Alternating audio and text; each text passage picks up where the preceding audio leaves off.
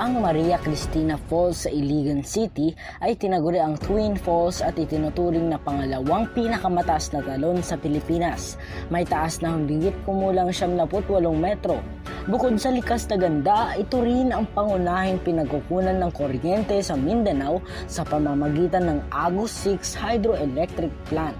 Ang Agos 6 Hydroelectric Plant sa Iligan City ay itinayo noong panahon ni dating Pangulong Ferdinand Edralin Marcos bilang bahagi ng mas malawak na Agos Hydroelectric Complex na binuo noong dekada 1970 hanggang 1980 upang tugunan ang pangangailangan sa kuryente ng Mindanao.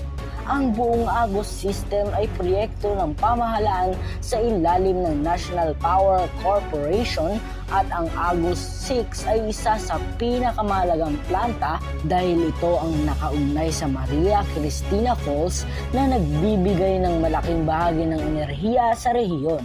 Ang Maria Cristina Falls ay isang pambihirang yaman ng Pilipinas, isang talon na hindi lamang nakakaakit ng turista kundi nagbibigay din ng enerhiya sa buong Mindanao. Ito ay patunay na ang kalikasan kapag pinangalagaan at ginamit ng tama ay maaaring maging sandigan ng kagandahan at kaunlaran.